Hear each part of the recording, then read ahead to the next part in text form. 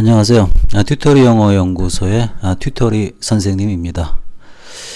리딩 칼럼 첫 번째 테마예요. 복잡한 문제들의 해결책은 단순하다. 한 친구가 복잡한 문제들로 고민을 토로했다. 정말 복잡할까? 정말 고민할 가치가 있을까? 고민보다는 쓸데없는 걱정 같았다. 모든 문제는 해결책을 갖고 있다. 이게 내가 믿는 거다. 어렵거나 복잡하다고 느껴지면 영어로 위의 문장을 외친다. Every problem has its own solution. 친구에게도 위의 말을 해주었다. 그러나 친구는 그닥 감흥을 받지 못한 듯 했다. 그냥 씩 웃고 커피를 홀짝였다. 난 해결책을 준 것인데 친구는 해결책을 받지 않았다. 아무리 복잡한 문제를 만나도 해결책은 단순하다. 먼저 이렇게 생각을 한다. 해결할 것인가? 아닌가? 그리고 바로 선택한다. 그럼 해결이 된 것이다. 아닌가를 선택했다면 거기서 고민을 멈추면 된다. 그리고 평온한 생활을 하면 된다.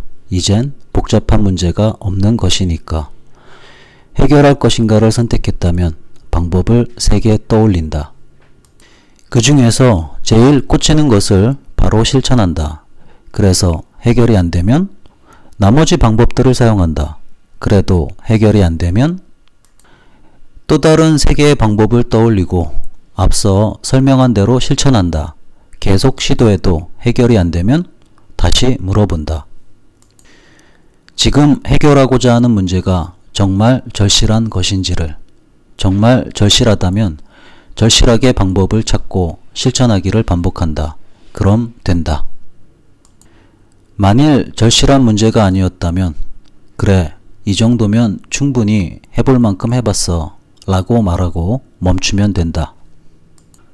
친구는 자신의 문제를 해결할 것인지 아닌지도 정하지 않았다. 그런데 고민을 한다. 내 기준에서 이것은 고민이 아니라 시간 낭비다. 고민은 해결책들을 찾는 과정이 되어야 한다. 그게 아니라면 시간 낭비일 뿐이다. 사람들이 살아가면서 겪는 문제들은 3가지밖에 없다. 돈 문제, 건강 문제, 그리고 인간 문제.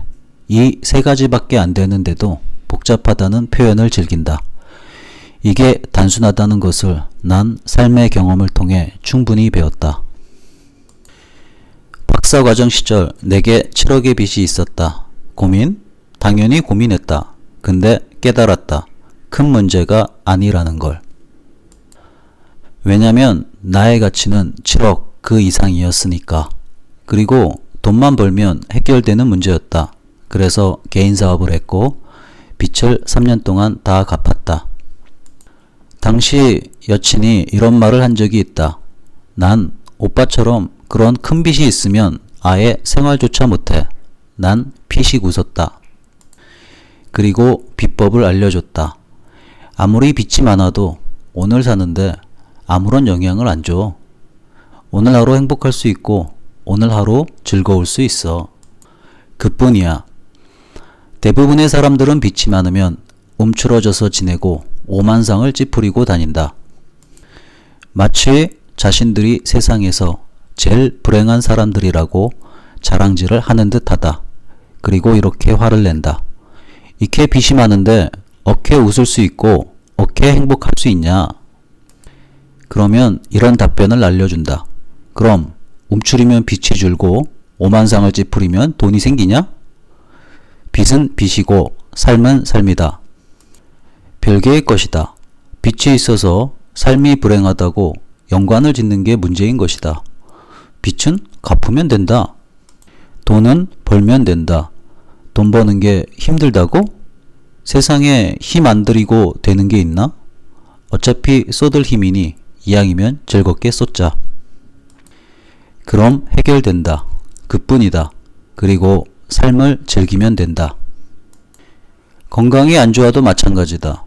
극단적으로 오체 불만족의 저자 오토다케 히로타다를 봐라. 사지가 없어도 행복하지 않은가? 그리고 이제는 고인이 된 스티브 홉킨 박사를 보라. 인생을 즐겁게 살지 않았는가? 그리고 울지마 톤주의 주인공인 고 이태석 신부님을 보라. 죽음에 이르는 순간에도 밝은 영상을 남겼다. 나도 근육염증으로 2달 동안 병원 신세를 진 적이 있다. 솔직히 당시에는 깨달음이 적어서 주변 사람들을 불편하게 했다. 좀 더 솔직히 말하면 나의 억울함을 그들에게 풀었다. 좀 더 솔직히 난 당시에 응석꾸러기였다. 그러나 이 2달 동안 난 좀 더 어른이 되었다. 모든 것의 책임은 나였다는 것을 깨달았다. 그래서 전혀 억울하지 않게 되었다. 오히려 더 많은 문제들을 해결했다. 몸이 아팠기에 남을 믿어야 했다. 왜냐면 내가 일을 할 수 없었기에. 그래서 위임하는 것을 배웠고 그걸 관리하는 것도 배웠다. 그리고 합법적으로 쉴 수 있다는 것에 감사했다. 즉 몸이 아팠던 것은 전혀 문제가 아니었고 오히려 내 영혼을 한 단계 상승시켜주는 의식이었다. 학원을 운영하면서 많은 사람들을 접했기에 그와 비례해서 발생되는 인간 문제들이 있었다. 복잡한 듯 싶지만 정말 단순하다. 바라는 바와 그에 대한 해결의 문제일 뿐이다. 해결할 수 있으면 해결하고 해결할 수 없으면 해결 안 하면 된다. 그뿐이다. 인간 문제에 있어서 제일 중요한 것은 자신이다. 그 다음은 상대이고 그 다음이 세상의 관점이다. 이 순서대로 처리하면 마음속에 애누리가 남지 않는다. 자신에게 좋은가? 상대에게 좋은가? 세상에게 좋은가? 위 세 질문에 모조리 예가 나오면 행동하고 그렇지 않으면 행동하지 않으면 된다. 그럼 모든 인간 문제가 해결된다. 난 월화수목토일에 오후 6시부터 10시의 시간대에만 재원생의 질의에 응답을 하고 비재원생에겐 개인적 응대를 하지 않는다. 이것은 나의 만족이다. 그런데 상대가 이 조건에 어긋나게 시간을 요청하면 어떻게 할까? 단순하다. 내가 불만족이니까 응하지 않는다. 그뿐이다. 독선적이라고? 학원도 서비스업이니까 고객의 부름에 무조건 응해야 한다고? 말도 안 되는 소리다. 월화수목토일에 오후 6시부터 10시의 시간대만 해도 충분하다. 이 시간대가 나의 근무 시간이다. 즉 약속된 시간이다. 이 시간대 외는 나만의 시간이다. 시간은 생명이다. 1초가 모여 1분이 되고 1분이 모여 1시간이 되고 1시간이 모여 하루가 되고 하루가 모여 한 주가 되고 한 달이 되고 1년이 되고 60년이 되고 100년이 된다. 자신의 생명을 남이 필요하다고 주는 사람이 있나?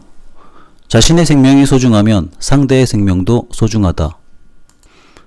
자신의 생명만 소중하다고 난리치면서 상대의 생명을 함부로 대하는 사람을 존중할 수 있나?